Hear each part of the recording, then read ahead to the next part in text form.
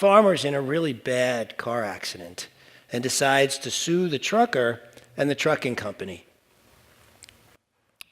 When they're in trial, the defense attorney goes, once he's got the farmer on the stand, didn't you say you were fine to the police officer at the scene of the accident? And the farmer goes, well, you see, I was getting Bessie into the trailer, my mule, and we were going down the road, and the lawyer interrupts him and says, look, I just need you to say, did you say you were fine when at the scene of the accident to the police officer?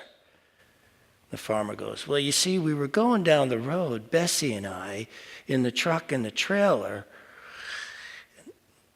Lawyer cuts him off again and says, Your Honor, please tell him to answer the question. I believe he said he was fine to the police, which means he's here on fraud trying to sue us. Judge decides he really wants to hear the story. So the farmer continues and says, well, the tractor trailer ran that red light and smacked into us, threw Bessie, my mule, into one ditch and threw me into the other. And I could hear Bessie groaning real bad, so I knew she wasn't doing well. I wasn't doing well all that much myself when the police arrived, and then all of a sudden I heard bam, bam. And then the police officer came over to me with his gun out and says, your mule was in bad shape, so I put him out of his misery. How are you doing?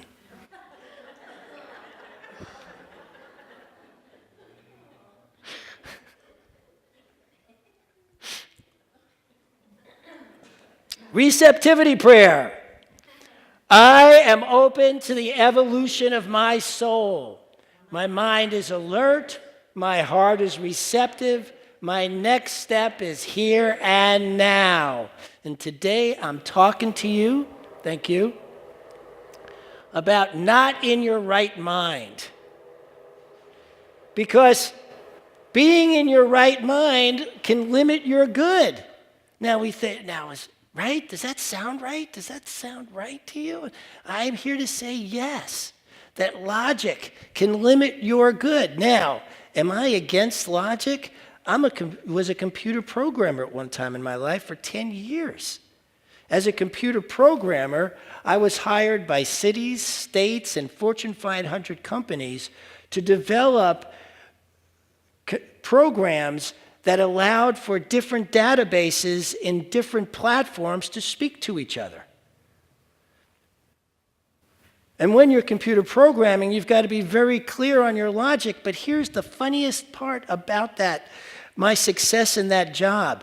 Every single time I ran into a problem with the program I could not figure out logically, I would simply go to sleep with the question on my mind as to how to fix this, how to answer this, how to take care of this.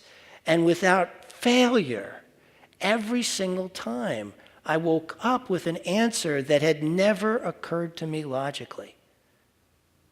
That's why Einstein said, you cannot fix a problem with the same thinking that created it. So it takes actually getting out of your logical mind, out of your right mind, to reach a place where we can finally experience something that is beyond logic, beyond what looks possible, beyond what looks like it could ever come about. And yet that is the exact moment in which those things do come about. Crazy is the place you want to be. Now, I know in this life we throw people into asylums who we mark as crazy. But there have been lots of people who have been thrown into jail or asylums or whatever, and after the fact, it was found out that actually they knew what they were talking about. They saw something that could not be seen logically. They saw something that lifted up society in ways that we couldn't even imagine. Galileo was thrown into house arrest because they thought he was crazy to think that the sun went around the earth instead of the earth going around the sun. They were positive that he was out of his mind, and there was absolutely no truth to that.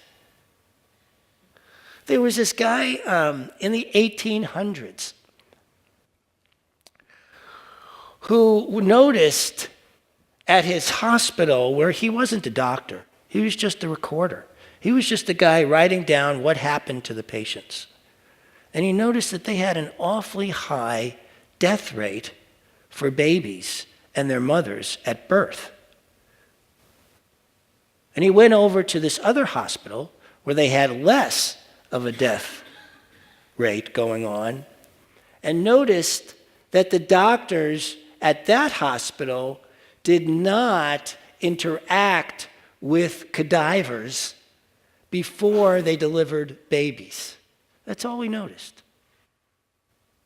And so the guy goes back to his hospital and says, listen, if you're going to go touch a cadaver, maybe you should wash your hands before handling a mother and her newborn baby. I think that that will actually work. Everybody thought he was nuts. Nobody had ever heard of germs. Nobody ever thought of things that flew around in the air that you couldn't see. So, of course, it had nothing to do with the cleanliness. And since he wasn't a doctor, he was fired, he was ostracized, he was put down in so many different ways, it's ridiculous. And yet, less than 30 years later, it was discovered there's this thing called germs. And they transmit to hands, and they transmit through the air. And washing your hands is a really good idea before touching somebody who's sick. Washing your hands after you touch somebody who's sick turned out to be a really good idea too. But it took 30 years of this guy being called crazy. All the logic at the time pointed to that couldn't be the case. Of course, today, washing our hands is a normal thing. We know. You wash your hands after you touch something dirty before you touch something else. Today, it's common sense. Common sense. I love talking about common sense. People are always telling me I don't have any. And I am very happy for it. Common sense once was that the world was flat. Common sense was once that black people did not have the brains, were not as smart, were a complete minority to white people. That was common sense. Common sense was once that being a homosexual was a disease that could be cured.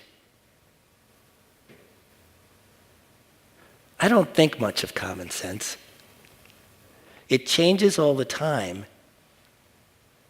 It never has any relevance to being great. And normally it has much more relevance to keeping somebody else down. Even the old, we're not talking about that kind of common sense. We're talking about a different kind of common sense. Like what? Like a watched pot never boils? I've actually done that, just to be sure it did.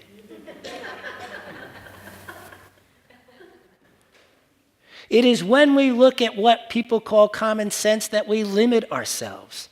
We limit the good that is in there for us.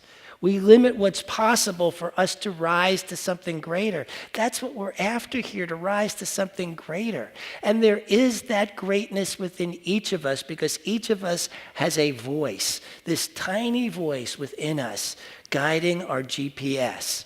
The thing about it is, and this is where most people get this stuff wrong, is that that little voice is not guiding you always towards having what you think you ought to be having in that particular moment. It's guiding you towards your greater good of being who you have come here to be. And when we come to that place of listening, when we come to that place of being who we have come here to be, when we follow that GPS, when we follow that part of ourselves that guides us towards what the greatness that we have in us to bring forth, what comes out of our beingness, what we wind up doing winds up being completely different from what we may have thought logically, common sense-wise, was the thing to do. But to fight our own common sense is not always so easy. I know it's not always so easy for me, right?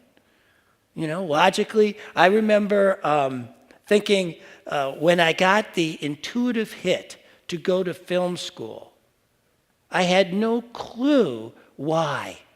It had nothing to do with what I was doing at the time. I was here to become a minister. I was looking for a position such as this. What did film school have to do with that?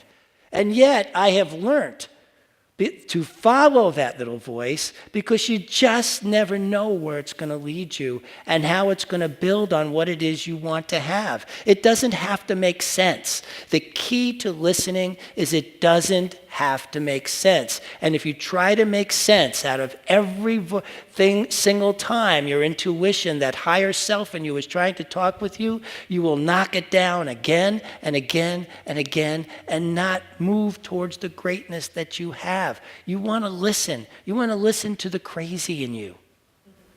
You want to listen to the crazy in you. What do you got to lose?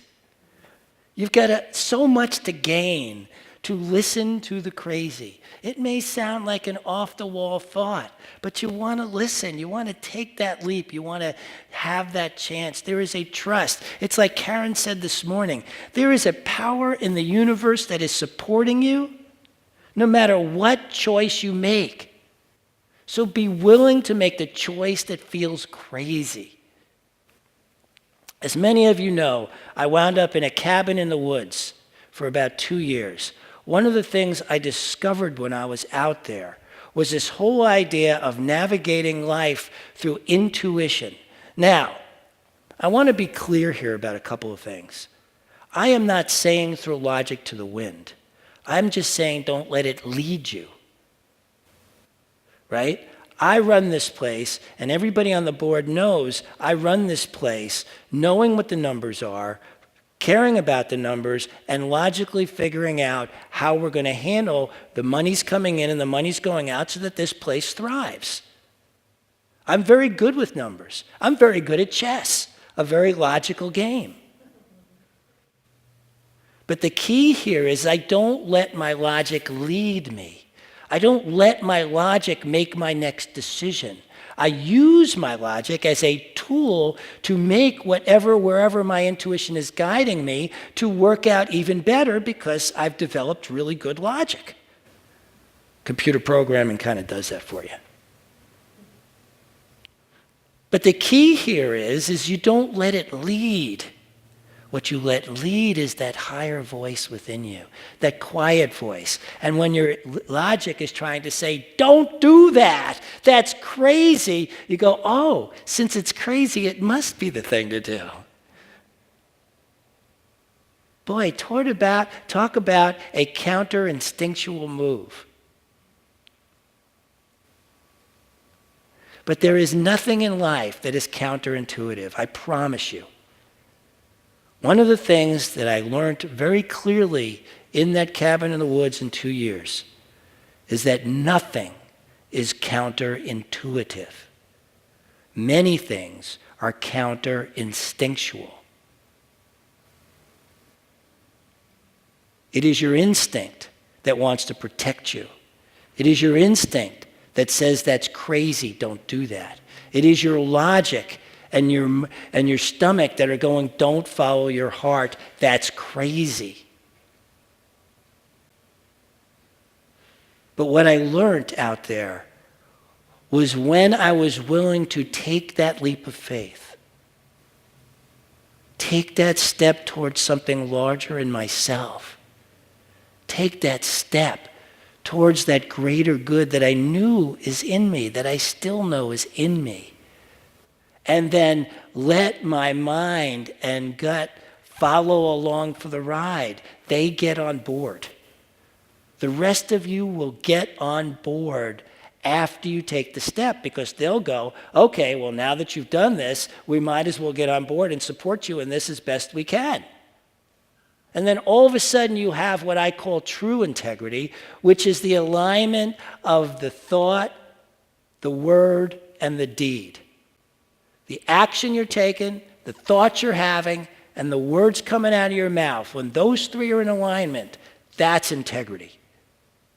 And that's what happens when you get the opportunity to do something crazy and then let your logic and your gut get on board to support you in that. But if you let your gut or your mind do the leading, they will keep you safe. Now, some folks go, well, what's wrong with that? And my answer is nothing. There is nothing wrong with saying safe. But there is something greater for all of us when we are willing to push that boundary that we've been afraid to push.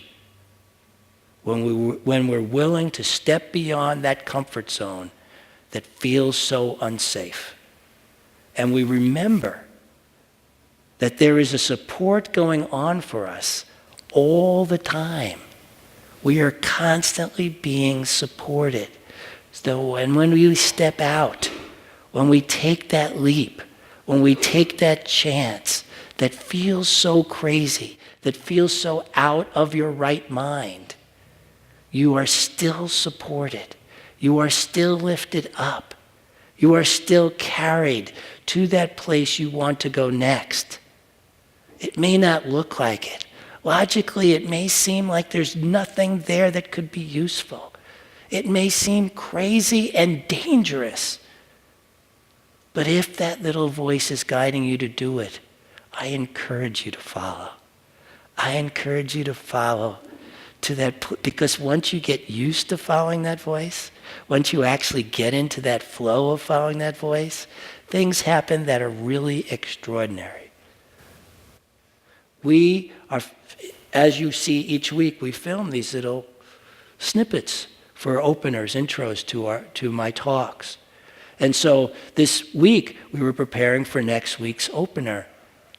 And because the LA sun is so bright when you film outside, you need a big, what's called a diffuser, so that the sun doesn't look harsh on the people you're filming. And I called, and I really couldn't find anybody who was going to hold it, who was going to help us do this outside shoot. And yet I knew we were going to get it done. I knew it. I knew that there was some way in which we were going to get this done. So on Saturday, where the shoot was planned, yesterday, we had the first cloudy day. And I don't even know how long. Thus, God played my grip at my shoot. But isn't that always the way? God plays the grip. When we move through life, God is playing your grip. He's got your back. He, she, it, whatever. This power, this force that is going through us has your back. I know a lot of people hate the word God. I love the word God, and I don't even know what it means. It's just this great thing, or beingness, or energy, or source that we all just come out of. And it feels so good to know that it's there for each of us in each in our times. Doesn't it feel good to know you don't have to walk this place alone? You've got this. You've got this thing at your back, lifting you, supporting you. Each and every decision and choice you make, you've got something that's like taking you to the next place, that's carrying you over the abyss that probably isn't even there. Indiana Jones. Anybody here remember the first Indiana Jones? When he had to step out there, and it turned out there was this,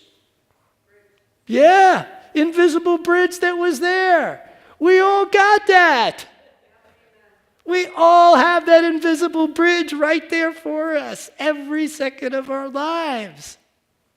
So let it be crazy. Let people tell you there's no common sense. in what you're doing.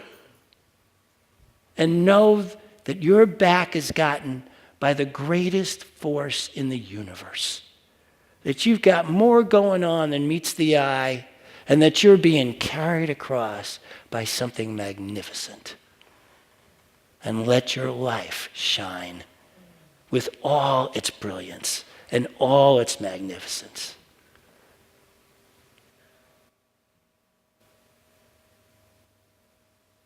I love you guys, and I want the best for you in your lives. Let that best begin now. Thank you.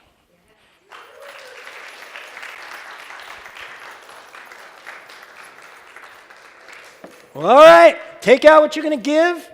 Hold it in your hand. Unfold it.